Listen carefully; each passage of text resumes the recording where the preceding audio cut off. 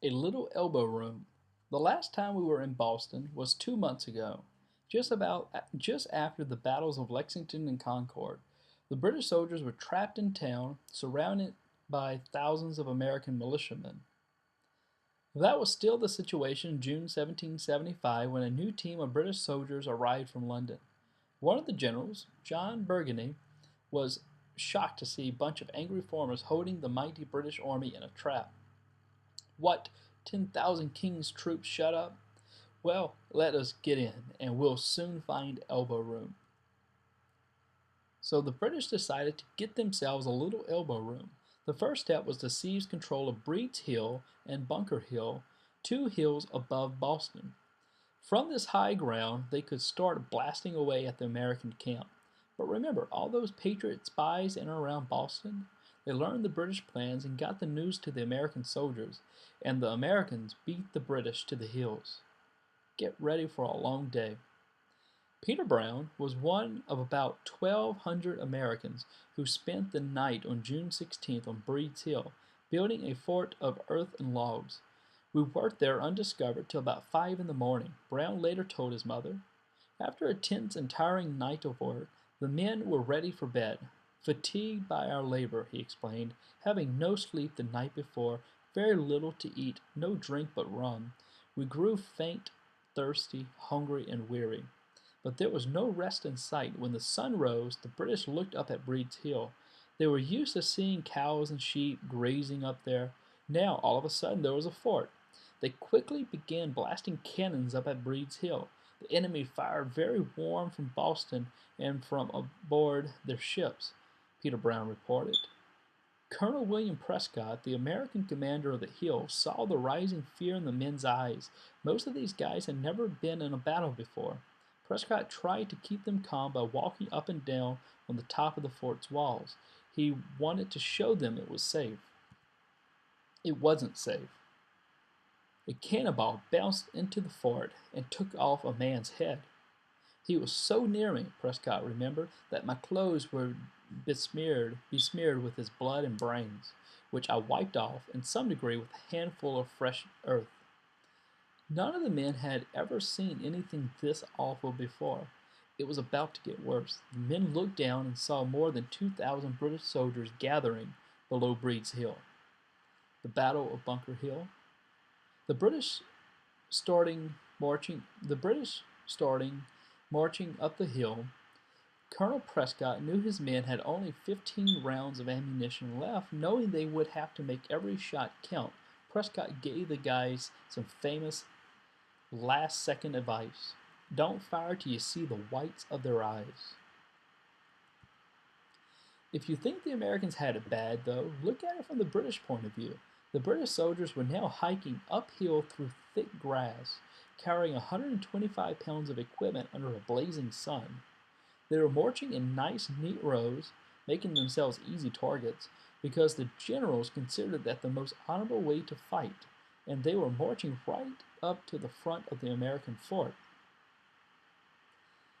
All over Boston, thousands of people stood watching from church steeples and of roofs of houses. The British soldiers marched to within about 100 feet of the fort, and they kept coming. 90 feet, 80 feet, 70, then the American guns exploded. The British were blown backwards. A British officer named Francis Rawdon said, "They rose up and poured in so heavy a fire upon us that the oldest officers say they never saw a sharper action." The Americans cheered and waved their hats as the surviving British soldiers tripped down the hill. The British officers told their men to turn around and attack again. They were driven back down the hill a second time. So the British charged up the hill a third time, and they finally captured the fort, though at an awful cost. 1,000 British soldiers were shot that day. Even though most of the fighting took place on Breed's Hill, this battle became known as the Battle of Bunker Hill. No one seems to know why. The important thing is that the Americans were proud of the Battle of Bunker Hill, though when you get driven out of the fort, that counts as a loss. Facing some brutal British charges gave the Americans badly needed confidence. They really could stand toe-to-toe with the British. Washington takes command. The liberties of the country are safe. That's what George Washington said when he heard the news from Bunker Hill. Like everyone else, he had been worried that untrained American volunteers would not stand their ground in the face of the fierce British attack. Now he knew better. Then Washington took a look at his new Continental Army, and he started worrying again. Washington found about 20,000 men crowded into a stinky, dirty camp of tents and shacks. These guys were not used to doing laundry. They considered it women's work, so they just walked around in filthy, rotting clothes. There were serious shortages of guns, ammunition, and fresh food, and soldiers from different colonies were too busy fighting each other to think about attacking the British. That winter, one snowball fight between soldiers from Massachusetts and Virginia exploded into a 1,000-man fistfight. Washington personally plunged into the mess and started yanking people apart.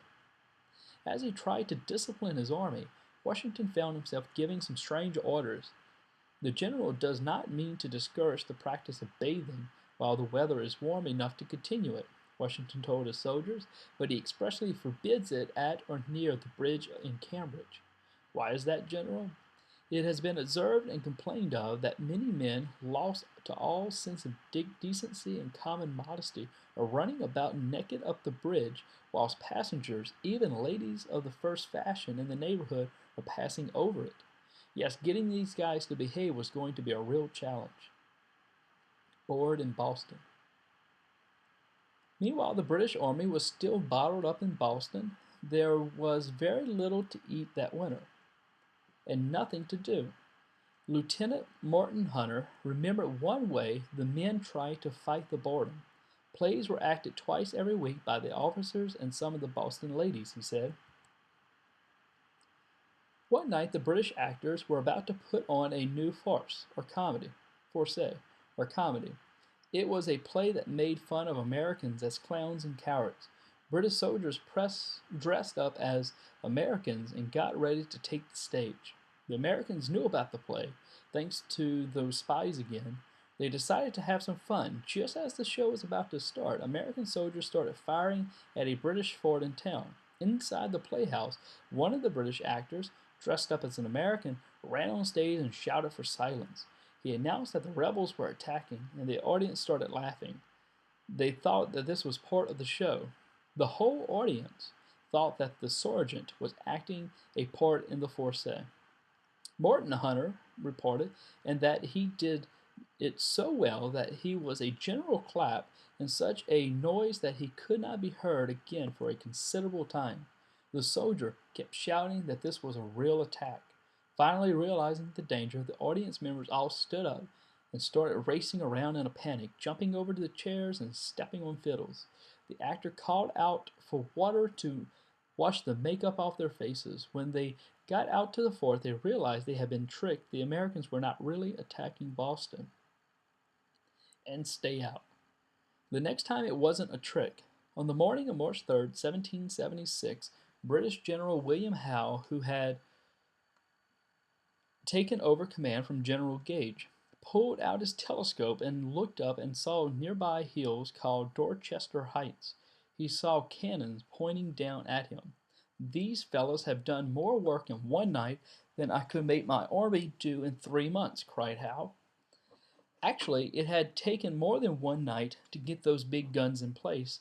These were the cannons captured that May by Ethan Allen at Fort Ticonderoga.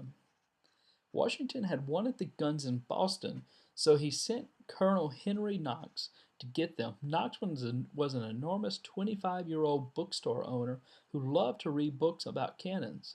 In the Continental Army, that made Knox a cannon expert. They didn't have any real experts. Using sleds and a team of oxen, Knox and his men pulled about 60 cannons 300 miles from Fort Ticonderoga to Boston. Washington had them placed on Dorchester Heights. Suddenly, General Howe decided it was time to leave town. The truth is, it's no fun living in a city with huge guns pointing down at you. The British sailed out of Boston on March 17, 1776, and they never came back. When Washington happily reported the good news to Congress, he included a special note to John Hancock, whose Boston mansion had been used by British officers. I have a particular pleasure in being able to inform you, sir, wrote Washington to Hancock, that your house received no damage worth mentioning. Your furniture is in tolerable order, and the family pictures are all left entire and untouched. The only bad news was that someone had stolen Hancock's backgammon set. Independence Time. A writer named Mercy Otis Warren celebrated the liberation of Boston by writing a new play called The Blockheads. It was a comedy about the British Army in Boston, and she gave the British characters silly names like General Puff and Mr. Shallow. In the play, cowardly British officers were terrified of the Americans. Here's a sample. General Puff says, "You see, gentlemen, our situation. Our enemies are gaining on us hourly. One night more perhaps will make us their prisoners." Mr. Shallow says, "Why will you desire us to go into battle? Are you foreseeing another Bunker Hill?" Mercy Otis Warren's good friend Abigail Adams was hoping there would be more good news to celebrate in 1776. She was convinced that it was time for the colonies to officially declare independence from Britain. In fact, she was wondering what her husband, John, and the other members of Congress were waiting for. "I long to hear that you have declared an independency," wrote Abigail. John replied, "As to declarations of independency, be patient." How long would Abigail have to be patient? That's the next story. Declare independence already? Here's the big question of 1776. Are you for or against independence for Britain? You could put Benjamin Franklin down in the for independence column. After a lifetime of success as a writer, inventor, diplomat, and founder of colleges, libraries, fire departments, and about 40 other things, Benjamin Franklin was the most famous American in the world. And now, going strong at age 70, he was serving in Congress and urging the younger members, they were all younger, to make the break from Britain. Anything for the cause. Just now strongly did Benjamin Franklin feel about American independence. He would do almost anything for the cause, even share a tiny bed with John Adams. This happened one night when the two men were traveling together on important business from Congress. "But one bed could be procured for Dr. Franklin and me," Adams explained, "in a little chamber little larger than the bed, without a chimney and with only one small window." Both men put on their nightshirts, climbed into the narrow bed. They tried to get comfortable, but Adams felt a cool breeze and he noticed the window was open. He always got cold easily, so he jumped up to shut the window. Franklin cried out, "Oh, don't shut the window, we shall be suffocated."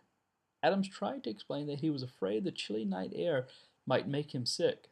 But this was nonsense, Franklin insisted. "Come, open the window and come to bed, and I will convince you," said Adams. "I believe you are not acquainted with my theory of colds." There was no point arguing with Franklin, so Adams left the window open, leapt back into bed, and pulled the covers up to his chin. Then Franklin began a very strong lecture on air and breathing and the true causes of colds. To Adams, this was better than any bedtime story. "I was so much amused," Adams recalled, "that I might soon fell asleep and let him and his philosophy together." Your turn, Payne. So John Adams and Benjamin Franklin couldn't share a bed peacefully, but they could agree that it was time for the 13 colonies to declare themselves a free and independent country. What about the other 3 million colonists? Many of them still weren't convinced that independence was such a great idea. After all, they were proud to be part of the British Empire.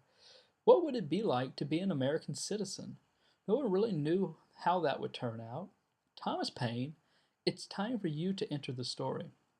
After spending his first 37 years in Britain, Tom Paine sailed away from his homeland in 1774. He left behind several failed careers, 2 failed marriages, and a reputation as a clever but fairly annoying fellow. He was the kind of guy who would come over to your house, then stay for weeks, lazily lying around your living room and eating your food. But when he felt like working, Paine had an amazing ability to write powerful and convincing arguments. He showed writing talent early in life, as you can see from his poem 8-Year-Old Time wrote for his dead pet bird. "Here lies the body of John Crow, who once was high but now is low. Ye brother crows, take warning all, for as you rise, so must you fall. When his boat arrived in Philadelphia, Payne was so sick from the journey that he had to be carried ashore on a stretcher. Not a good start. He recovered quickly, though, and soon found work writing for a few newspapers. By early 1776, Payne was ready to write something big, really big. He was sure the colonies should declare independence, and he wanted to convince Americans that they could make it on their own. So he published a pamphlet called Common Sense, which was filled with punchy lines like, "The sun never shined on a cause of greater worth. In free countries, the law ought to be king, and there ought to be no other. Everything that is right or reasonable pleads for separation. A government of our own is our natural right." Common Sense was a wild success. I believe the number of copies printed and sold in America was not short of 150,000. Reported Payne with pride. George Washington soon noticed that Payne's writings was winning many Americans over to the side of independence.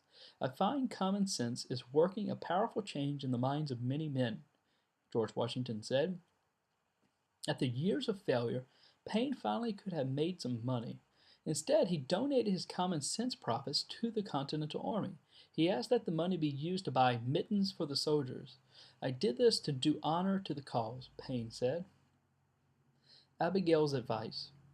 Now it was March 1776, and Abigail Adams was still waiting for a declaration of independence. She and the Adamses' 5 children were living at the family house near Boston. Abigail wrote frequently to John in Philadelphia, keeping him up to date on their family and friends.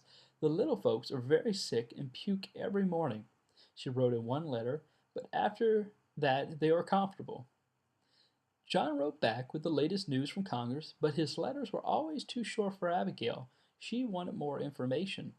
"You justly complain of my short letters," John admitted. He said he was too busy to write more. Abigail must have accepted this excuse because she kept writing long letters to John. She knew that when the colonies declared independence, the new country would need a new government, and in a letter that later became famous, Abigail offered John some advice on what this new government should be like.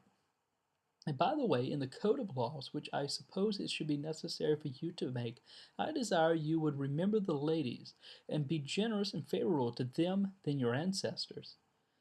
Why should John remember the ladies? You probably know that women had few rights in those days. They couldn't vote, run for elected office, or attend college, and married women had to give up control of all their property to their husbands. Suppose a woman owned a farm, for example.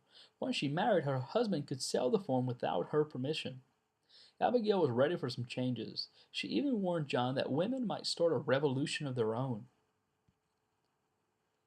"If particular care and attention is not paid to the ladies, we are determined to foment a rebellion, and will not hold ourselves bound by any laws in which we have no voice or representation." Abigail was joking with John, but she was also expressing a serious idea. Too bad John wasn't quite ready for Abigail's ideas. As to your ordinary code of laws, I cannot but laugh," he wrote to her. King George update. "We haven't checked in on King George in a while. Do you miss him?" As you might expect, the king was not waiting around to hear any declarations of independence. In a speech to Parliament, George declared the American colonies to be in an official state of rebellion. The king called patriot leaders wicked and desperate persons, and vowed to bring the traitors to justice. To help get this done quickly, Britain needed more soldiers, so King George rented some from Germany. You can do that when you are a king. It worked like this. George paid German princes a lot of money, and the princes sent German soldiers to fight for Britain. And the princes actually got extra money for every German soldier that was killed. You can do that when you're a prince.